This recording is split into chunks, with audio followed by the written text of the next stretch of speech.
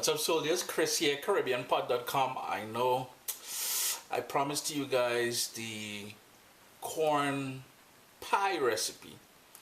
Yeah, if you follow me on Instagram and Facebook and all that, you know that today we're supposed to go live with that corn pie. Now, I went into the fridge and I realized there's no cheese. Can't do corn pie without cheese. Seems as though a 2-foot rat passed through and take that cheese. But anyways, I've got something special for you guys. A quick vegan recipe. Yes, vegan, but don't get tired up. We're taking spinach. I found some spinach in the fridge. And we're going to cook it down very quickly in some coconut milk. You're going to like this one, man. A lovely side dish. So vibes it up. Now, when it comes to spinach, there are 3 things I would recommend doing. First of all, get baby spinach.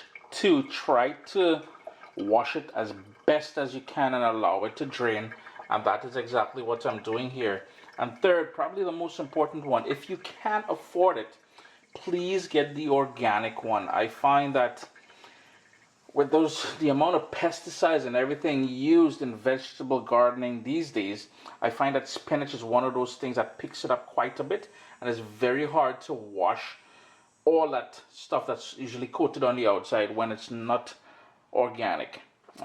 So yeah, try to follow those 3 little golden rules there and you'll be fine. In my pot here, my sort of pan, I have about 1.5 tablespoons of coconut oil. You can use olive oil, vegetable oil, whatever oil you have handy. You can certainly use that. It's on a low heat. And I'm going to go in with some diced garlic. Now, you can crush the garlic if you want, but I like when I'm eating spinach. I'm a fan of garlic, so I like little pieces of garlic in there. Now, my heat is on low because we don't want to burn that. And instead of using onions, I like the flavor scallions will give to it.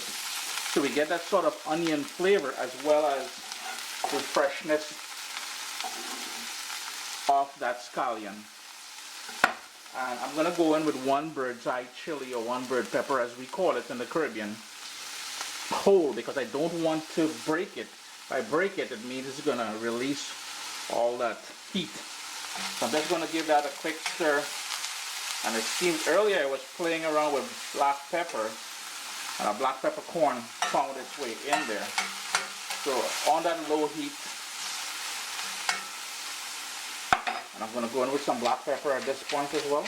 May as well, it's already in there. After about, 45 seconds, I can see the edges of the garlic starting to go brown, and I don't want it to burn. So here's where I'm going to start going in with the washed spinach. Now, the pot may seem too small for it at this point, but I assure you, all of this is going to cook down. And the pot will be the ideal size. Got a bad leaf here, no matter how much you wash it. And that's one of the reasons why I say you really need to wash spinach. As it cooks down, I'm going to go in with some salt. You can use sea salt or any sort of regular table salt. That is cool. I'm going to turn my heat up now to medium because I want this to cook down, because I've got some more of that spinach to add. Now, pretty soon we will add some coconut milk to bring it all together. The last bit of spinach that I put in is already gone, starting to wilt down.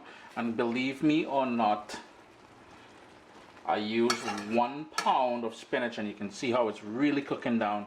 One tip I must mention is don't cover the pot, because notice all that liquid, we're trying to cook it off. But before we do that, a couple things we need to add in there, and I like adding a little bit of freshly grated nutmeg. Don't go too bold on it. And of course, that coconut milk. Crank your heat up, bring that up to a boil, and we're going to burn off all that liquid. We're going to give it a stir, but we're going to burn off all that liquid. Keeping in mind we didn't have no lid on there. Please don't put a lid. You're going to get too much liquid on there and burning it off. Right now I have too much because I think I didn't drain my spinach enough.